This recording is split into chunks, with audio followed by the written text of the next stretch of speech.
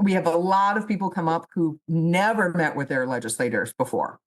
Before I started Pharma, I'd never talked to a legislator. I'd never even picked up the phone and called one, much less gone and met one in person. But it's stuff that once it's explained to you, it makes sense, it clicks. And then we team them up so no one's alone, because you don't want to have to walk into this meeting alone. It doesn't feel good. So we team people up in groups of 2 to 4 people, and they go and they meet legislators and they meet staff, mostly staffers, because that's the way it works.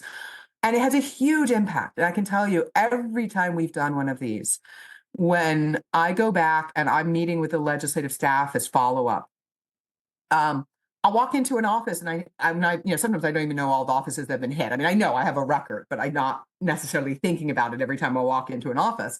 I'll walk into an office and they'll be like, oh yeah, a couple of your people came by last week. We had a really good conversation.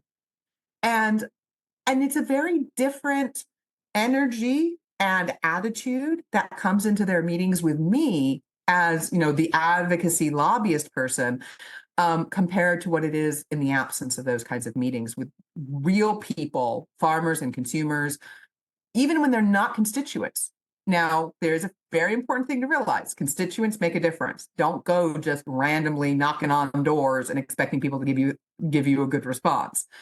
But we can tailor it. We structure things specifically so that even when we don't have a constituent for that office, we have an approach that works. And again, just talking to real people and having those dialogues, those conversations in constructive terms really changes the attitude towards these issues within the halls of the legislature. It is very, very rare that you will get any positive result from having non-constituents just calling the legislators, whether they're on a committee or not. They want to hear from their constituents. And very often you will have a negative effect because they're like, leave me the hell alone. Now, they may not say those. In fact, they won't say those words to the person on the phone. But I can tell you that's what they're saying back in their office. They're like, we're busy. We're trying to prep for this committee hearing. Why on earth is this person calling me? You're not a constituent. Buzz off and stop taking my time. Mm-hmm. That's what's being said back in the office. Not what they'll say to you. It's what's being said to each other. Form letters don't work. Don't besiege committee members with form letters and think it's going to do squat. One of my favorite, and I've heard this, that I can give you a dozen variations, but my favorite story of this is walking into a staffer's office on the ad committee, and she's taking a stack of papers. It was like a ream of paper, and she was packing it away in her bag. And I looked and raised an eyebrow, and she goes, "Know what these are?" And I said, "Form letters, right?" She goes, "Yep, and now they're scratch paper for my 4-year-old." Yeah. That's what they care about, form letters. Now, the difference in where I was just saying about in-person meetings is, first of all, they know how much effort it took to come up to the Capitol.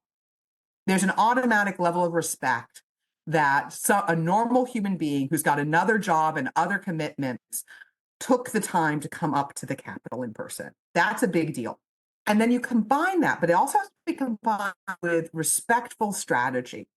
So, and this should be in any meeting, but it's particularly vital if you're not a constituent, but it should be in any meeting. You walk into their office and you know something about them. Are they a conservative? Are they a liberal? What are the key issues they care about? They're really big into environmental impacts. They're really big into small business. They're really big into labor fairness. They're really big into entrepreneurship. And you say, hi, I'm a Texan, or I'm a California, whatever, whichever legislature you're in. I was hoping to take a few minutes of your time, and you keep it to a few minutes. You keep it focused, you keep it tight, and you pitch it in their language.